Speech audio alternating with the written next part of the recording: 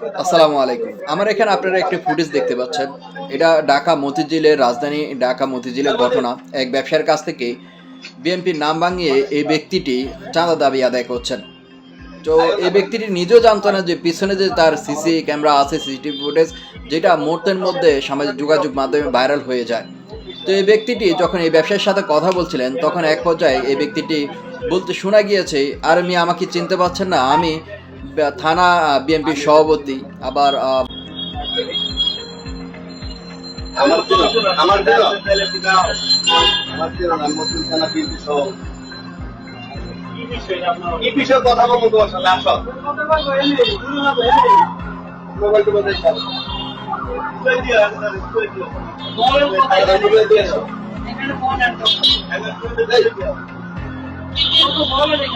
কথা বলতে চললো কথা বলার লেগে কথা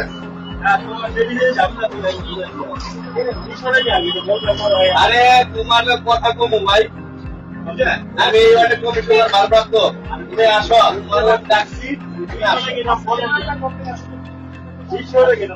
ভারপ্রাপ্ত কাউন্সিলর, এই ওয়ার্ডের ভারপ্রাপ্ত কাউন্সিলর আপনার সাথে কথা আছে, অফিসে আসেন ভাই, আপনার সাথে কথা বলবে। এ ধরনের কথা বলছে এই ব্যবসায়ীর সাথে। দীর্ঘক্ষণ এই ব্যবসায়ীর সাথে এই ধরনের কথাবার্তা হয়, এক পর্যায়ে তাকে উঠিয়ে নেওয়ার অভিযোগ উঠেছে।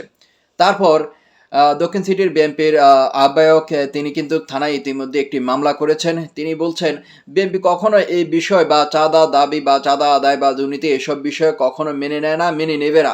যারা এই ধরনের কাজ করে তাদেরকে আপনারা ধরে প্রশাসনের আইন শৃঙ্খলার হাতে তুলে দিবেন। বিএনপির নাম ভাঙিয়ে কেউ যদি এই ধরনের কাজ করে, বিএনপির নাম বদনাম করে, তাহলে আমরা কোনোভাবে এটা মেনে নেব না। আমাদের কিন্তু থানা কমিটির বা এইখানের কোনো কমিটি এখন পর্যন্ত হয়নি। আমরা প্রক্রিয়াধীন আছি কমিটি করার জন্য।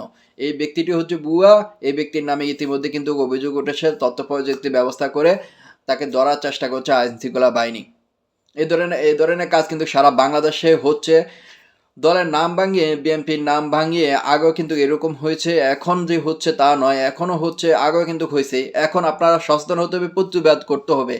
যাদের কাছে যে মুহূর্তে যে সময় যারা বিএনপির নাম ভাঙিয়ে এই ধরনের চাঁদা দাবি আদায় করতে যাবে, তখনই আপনারা প্রশাসনের আশ্রয় নেবেন। ধন্যবাদ সকলকে।